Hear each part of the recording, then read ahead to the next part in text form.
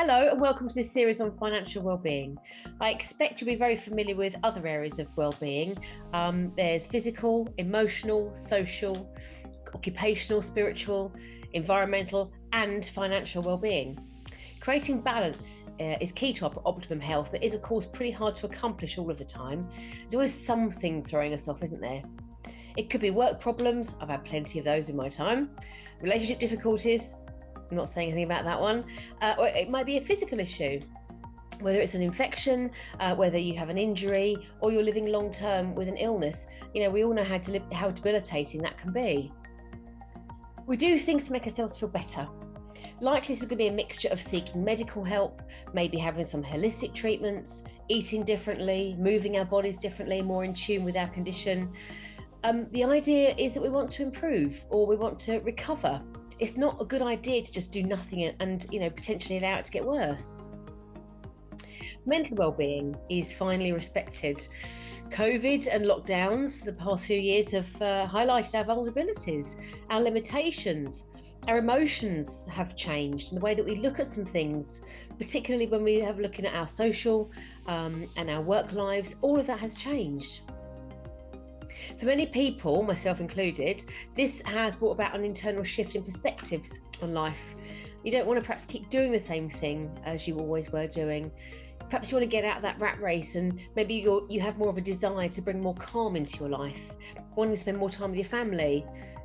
This created many entrepreneurial endeavours over the last couple of years. We all adapted to that new normal. Again, you might actually have long-term mental health challenges that mean you can make some very different decisions about how you live your life. Hormones play a massive part in how we all feel, from the shock and after effects after the arrival of your baby, right through to the menopause, which is now taking centre stage in women's health, and about time too.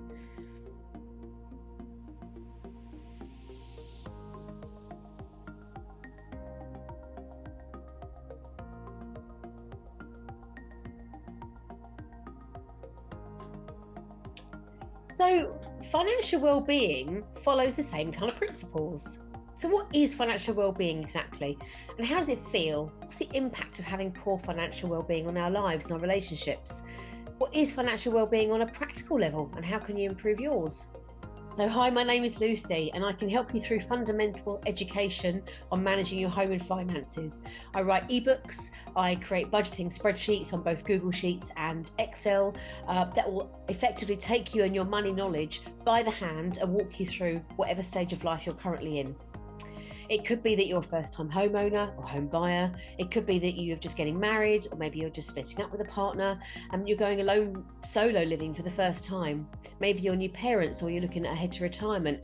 All of those stages of life are going to require something quite unique to how you manage your money for today and also for future you. And that's where I come in. So I've also just joined forces with a company called Finwell.uk. And they offer employers a fantastic package for their employees as part of their overall benefits package. So do you work for a business that offers things in a benefits package? It could be dental care, healthcare. It could be gym memberships. Maybe they bring lovely food and drink in for you. Perhaps you have a lovely lunch out once a month or something. Or, do they offer you counselling or physio or discounts off products and services? Or you're one of the really lucky ones and you just hope to get paid on time. I worked for many years for Apple and for Gap, and being American businesses, they were really ahead of the curve when it came to looking after their teams. Interestingly, they never had a financial wellbeing support system. And I think this year, particularly with our cost of living crisis being constantly in the news and for good reason, a company like Finwell will be in the right place at the right time, offering normal speaking, properly helpful education, guidance and advice to many people throughout their workplaces.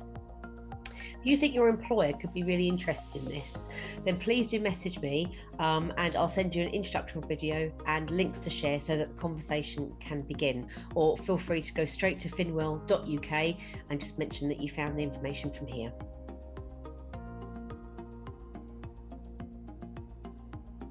So, just like in the skeleton song, that no, I'm not going to sing it to you and I'm definitely not doing the dance, but your hip bone's connected to your backbone's connected to your neck bone. For example, my boyfriend has a dodgy knee. Not that he likes to talk about it, but it makes him walk so that his hip is now slightly out. So by the same principle, if your finances are in chaos, something's out of place, out of joint, it's quite likely that other areas of your well-being are affected and vice versa. For example, thinking about the time when you might be waiting on a mortgage offer, how much of your working day is taken up thinking about that? Worried about your credit card, and perhaps you've mounted a bit of debt recently. It can make you really upset and feel really emotional. Maybe you've just been stung by a really expensive repair you weren't expecting.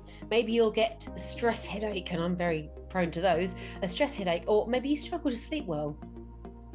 If you're looking to, improve some area of your life, perhaps you're looking to go to the gym, or perhaps you want to learn another language, or whatever it might be, but you feel that you can't do it because you've not got enough money or not enough time. So like all areas of your health, finances are very personal, and things intertwine and work in and around one another like everything does in our lives.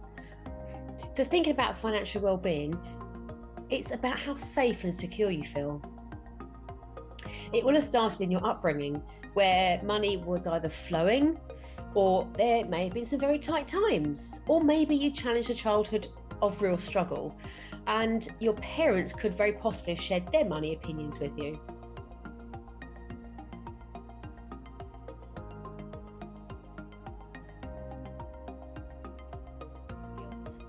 Your opinion of money will have been formed by the age of 7. Can you believe that? 7 years old. I would suggest that these 10 things will demonstrate to you how well or off balance you feel.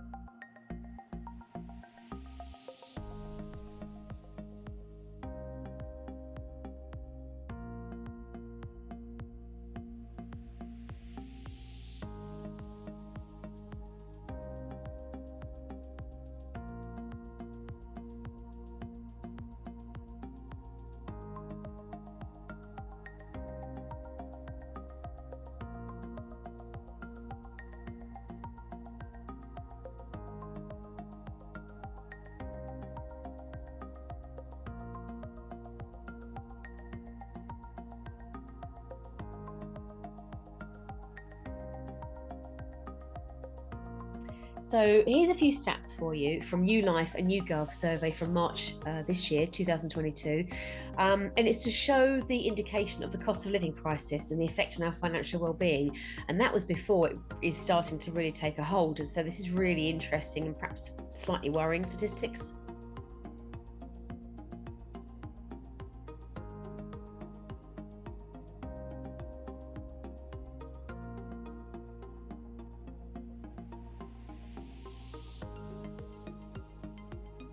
I think, if there is one thing, we're all in the same boat together. As the late, great Jim Rohn says, it's the set of the sails, not the direction of the wind, that determines which way we will go. Personal finances were not taught in school very well, certainly not in my school. So let's educate ourselves together. This cost of living crisis we're in right now will be for the foreseeable future, certainly for the next year or two. I suspect we've got a bit of a tough winter to come for a lot of us. Our food shopping has gone through the roof, and our petrol and our bills are absolutely insane already. And as we know, October, they're going to increase an enormous amount yet again. I will have some more videos on those, as I can absolutely help you with bills. So please do sign up for my newsletters, and you'll be the first to know once those videos are released, and then you haven't got to go looking for them. They'll come straight to your inbox. I'll leave the information in the comments section below. So I'll leave you with a little homework so that we can move on to part 2 on the next video.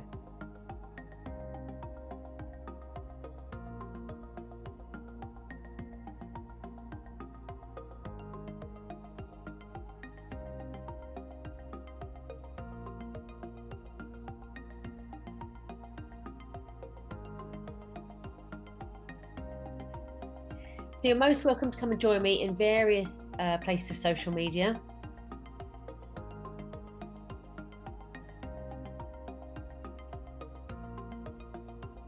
I'd love to know your thoughts and opinions on what you've heard today. Please feel free to write your questions and your comments and your thoughts in the comment section below. And of course, please do share that video with some friends and family who you think would find it really interesting. I would love it if you would subscribe to my channel. It's only very new, so please get involved. It'd be wonderful. And don't forget to join up for those newsletters. There'll be a couple of freebies winging their way to you, as well as a discount to spend in that shop. Take care of yourself, and I'll see you again soon. Bye.